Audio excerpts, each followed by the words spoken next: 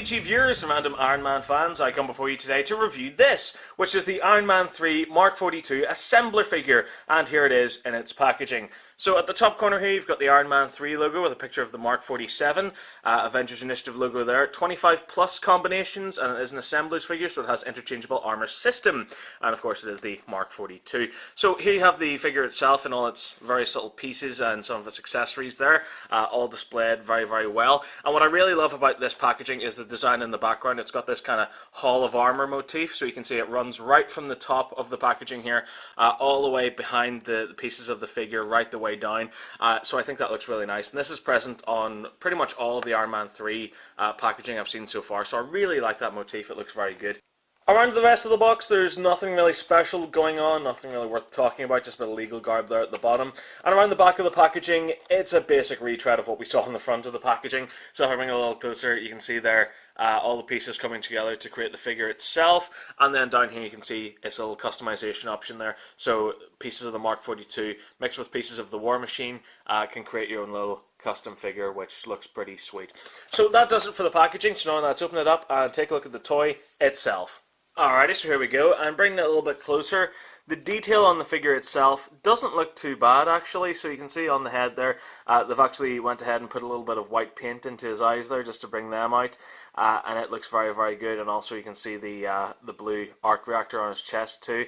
The plates of armor themselves, which have been shaped in the mold, do look very, very good. Really does make it look like it's built up of various sections of armament there, and the paint looks very good as well. I particularly like the gold paint and the little bits of silver that they've put in there to show the kind of metallic pieces showing through the armor. The only thing that does kind of let it down really is the red. Now I think that the actual plastic itself is red, and then the rest of it's just been painted on, which is kind of why it looks a little bit plasticky and a little bit weak. But apart from that, yeah, the detail on it overall does look very, very good. It definitely does look like the actual Mark 42 scene in the movie itself. Another thing that really kind of detracts from its overall look is these little peg holes. You can see there's a peg hole on his back. There's one on each arm and one on each leg too, which are for a little feature that I'll show a little bit later on. But whenever it's on its own up on display, it kind of detracts from its overall look. But apart from that, for its size, because it is a little 3 3/4 inch figure, the detail is fairly nice. Taking a quick look at articulation, the head can do the full 360 Exorcist twist. It can kind of nod up and down and turn left and right a little bit there. The arm can do the full 360 at the shoulder and can come in and out at 90 degrees. As for the legs, they can both kick forward about 45 degrees and back again, and that's really it for articulation, so it is quite poor. Taking a look at accessories, Iron Man does come with an alternate pair of arms, which, unless you told me these are arms, I'd have no idea what the heck these things are. The detail on them is okay, but it could have done with a little bit of paint, just to bring it out, and there's no articulation on them at all. And then they've got this gold section up here at the top to fit in with the rest of the Mark 42 armor. Now, these are pegged in very easily and attached to the figure, so you just snap out his other arm here and just peg this into place where the other arm used to be. There's also another arm as well. Well, hey, so, kind of balances them out a little bit here, a little bit of a counterweight with that gold section at the top, so that just pegs in there into place, and there you go, Iron Man now has alternate arms. Well, hey. The figure also comes with this grey shooty cannon thing, which again is detailed fairly nicely. You can see a little missile on there, but again, just like the arms, it could have used a little bit of paint just to bring it out a little bit better. This pegs onto the figure very easily, so you can see there's a little peg here at the top of his alternate arm. So there's a little hole here, and you just peg the cannon into place, and there you go, Iron Man's now ready to shoot some bad guys. Fortunately, the figure also does come with this little grey missile, which just kind of clicks into place here on the actual cannon itself. It's a little bit top heavy, so you can kind of see the arm being pulled down by the weight of the cannon. And again, just by pushing this little missile here on the side, this little button that's been disguised here, this will actually fire the missile. And it is quite powerful, it does go quite far, so kids, be a little bit careful if you're firing this, because you could lose an eye. So yeah, that's cool. Now, you may remember earlier I was talking about all these kind of ugly peg holes that are all around the figure. Well, basically, this allows you to attach your little blasty cannon thing to any part of your Iron Man figure. So you can see there, as well as having a little peg hole, it also has a little peg. So you can literally just peg this onto any part of your Iron Man figure. So you can peg it onto his arm here, you can peg it onto either arm really, and have him shoot people in the face as he's punching them. For some reason there's also a little peg hole on the leg here too, so you can peg it onto his leg. Let me see if I can peg this on here, it's a little bit tricky. There we go. So you can actually have him, shoot people in the face as he kicks them. So that's always a plus. And there's also a little peg hole on his back too.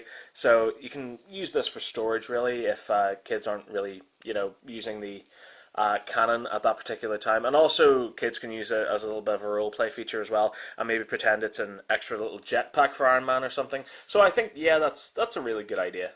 What I also particularly love about this figure is its little assembler function, where you can pop its arms and legs off and swap them around with another assembler figure. I just so happen to have an Iron Patriot assembler figure here.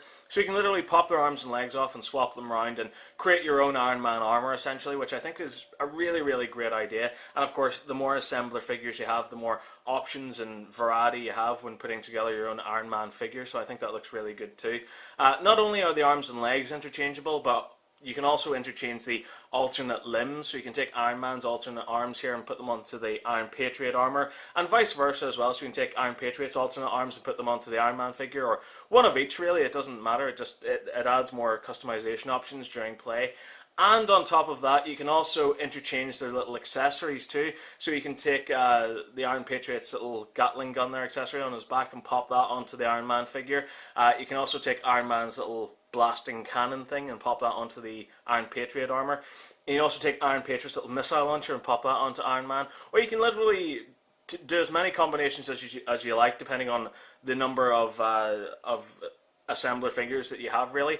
So you can literally take all your missiles and all your accessories and pop them onto your Iron Man armor here and really, really create a proper war machine here, where he's got all the bells and whistles on him with all this armament. So I think that's a great idea. It offers kids so much variety during play and really does make playtime so much more interesting with these toys.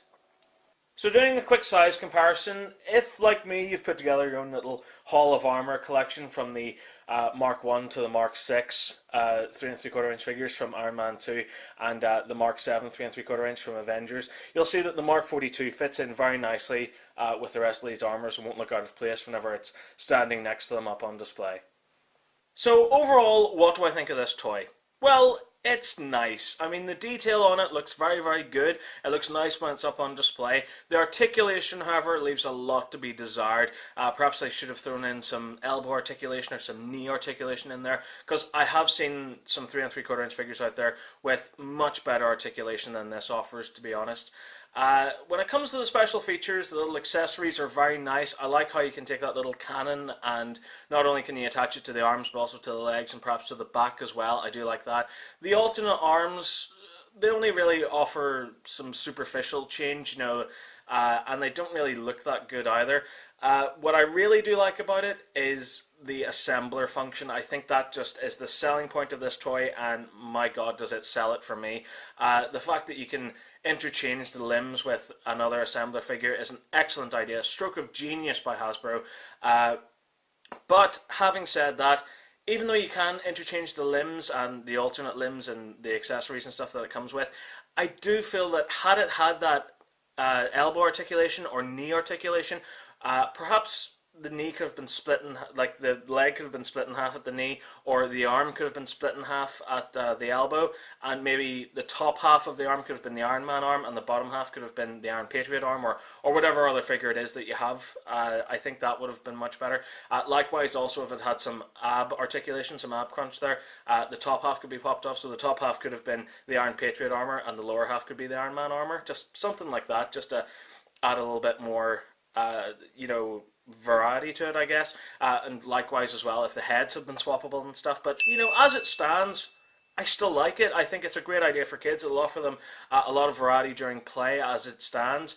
I like how the different accessories and stuff can be swapped around, and essentially kids can go off and be a mini Tony Stark and go off and create their own Iron Man armor essentially. I think that's a really great idea. For collectors, I'd say pretty much only if you do what I do, which is if you've got a Mark 1 to up to a Mark 7 in 3 3/4 scale up on display, and you just need a Mark 42 just to complete that Hall of Armor set, then yes, go out, pick it up. It'll look great whenever it's up on display next to your other figures. But all in all, I definitely think kids will get a lot of enjoyment out of this, and collectors, yeah, it looks okay when it's up on display. So that pretty much does it for this review. Thank you very much for watching. I really hope you enjoyed it. If you did, there's countless more reviews online. Thank you again for watching, and remember to keep following the nerd. Goodbye.